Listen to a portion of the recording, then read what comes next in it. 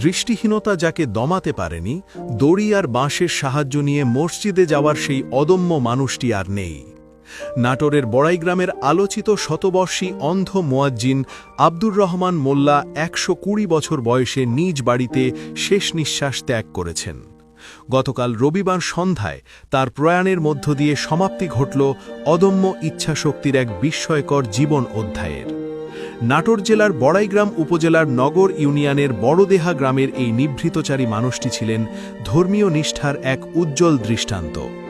গতকাল ৫ এপ্রিল রবিবার সন্ধ্যা ৬:৩০টার দিকে বার্ধক্যজনিত কারণে তিনি নিজ বাসভবনে শেষ নিঃশ্বাস ত্যাগ করেন। তার বয়স হয়েছিল প্রায় ১২০ বছর। প্রায় ২২ বছর আগে একটি মর্মান্তিক দুর্ঘটনায় তিনি তার দুই চোখের দৃষ্টিশক্তি হারান।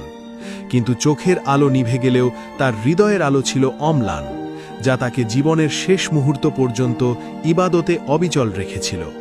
দৃষ্টিশক্তি হারানোর ৬ বছর পর তিনি বড় ছেলের সাথে পবিত্র হজ পালন করেন এবং দেশে ফিরে নিজের ৫% জমির ওপর একটি পাকা মসজিদ নির্মাণ করে তা ওয়াকফ করে দেন। এরপর থেকে নিজেই সেই মসজিদের মুয়াজ্জিনের দায়িত্ব পালন শুরু করেন। বাড়ি থেকে মসজিদের দূরত্ব ছিল প্রায় ২০০ মিটার। অন্ধ হওয়ার পর মসজিদে যাতায়াত করা যখন প্রায় অসম্ভব হয়ে পড়েছিল, তখন তিনি দমে না গিয়ে এক অভিনব পথ বেছে নেন। তার সন্তানদের সহায়তায় বাড়ি থেকে মসজিদ পর্যন্ত রাস্তার ধার দিয়ে দড়ি ও বাঁশের একটি বেষ্টনী তৈরি করা হয়। দীর্ঘ ১৩ বছর ধরে এই দড়ি ও বাঁশ ধরে একা একা মসজিদে গিয়ে তিনি ৫ ওয়াক্ত নামাজের আজান দিতেন। তার এই অভাবনীয় সংগ্রামের চিত্র দেশ জুড়ে ব্যাপক প্রশংসিত ও আলোচিত হয়েছিল। শারীরিক অক্ষমতা যে পরম করুণাময়ের পথে বাধা হতে পারে না, তিনি তা প্রতি পদে পদে প্রমাণ করে গেছেন।